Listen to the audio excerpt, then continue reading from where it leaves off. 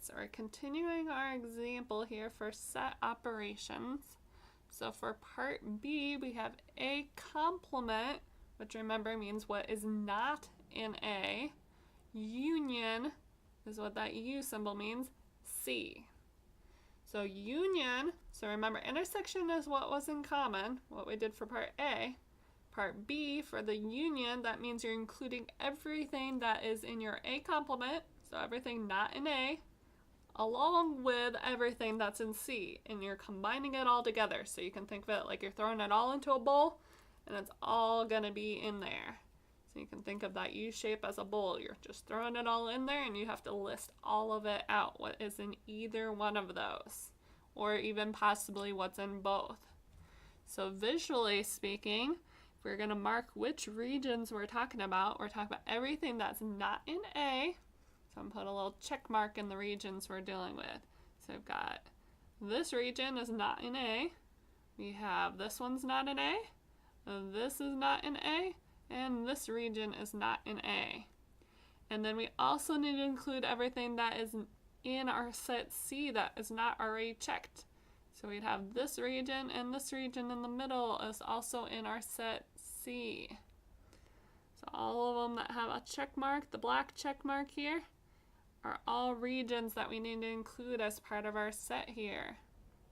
So in this case, for our set, we should have, for all of our elements there, we'd have our set, our element A, B, C, D, E, F, I, J, and K.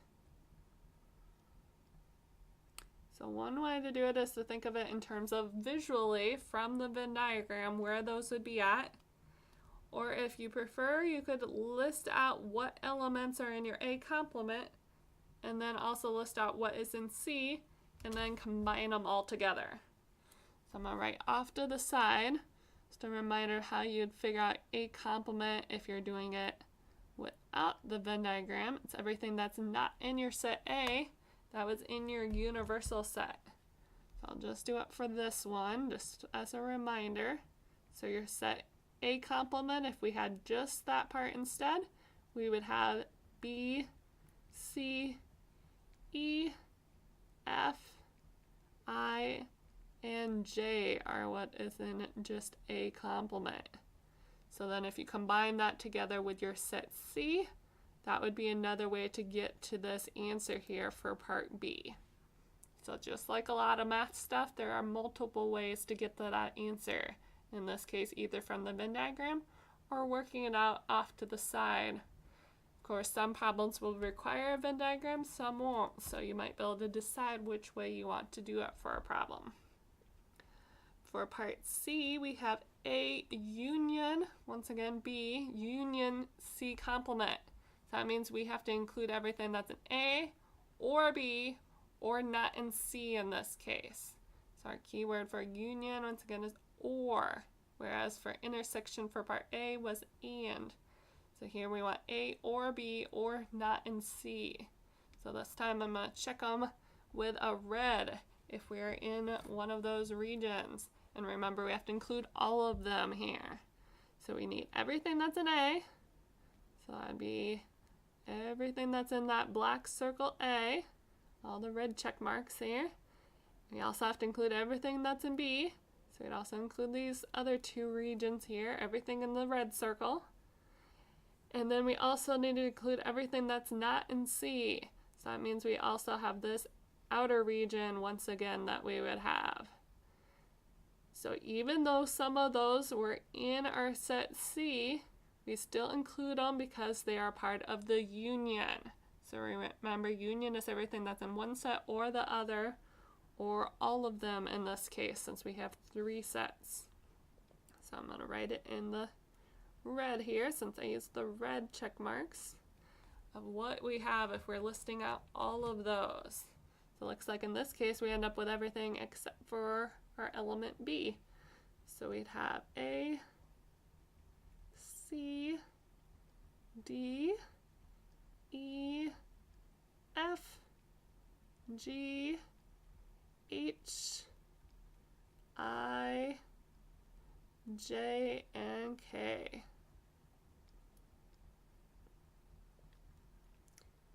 And once again, if you chose to, you could certainly list out what is in your C complement first, and then list out everything that's an A, B, or your C complement that way if you prefer. And then for the last part, part D, we have A intersect. We have that intersection part again with our B intersect C complement. So notice first of all that the complement this time is on that entire intersection of B and C. So that means the only parts that we don't want to include is what B and C have in common. So if we look at what's in common between B and C, that would be the D, K, and F, that little football shape there where the red and the blue circles intersect. So D, F, and K are the only ones that are in the intersection of B and C.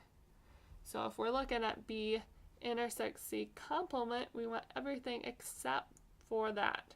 So this one's a little bit trickier in terms of the complement part. So I'm going to list that out here. So that would be A, B, C, E, G, H, I, and J. Because it is everything except for the D, K, and F, what those had in common. And then we need to intersect that complement part with our set A. So that means we need to see what is in common between our set A and what was not in that intersection. So that means it has to be in circle A and not in that intersection. So that means it'd be the parts where I have the blue check mark, where it has to be in A, but it can't be in that intersection of B and C.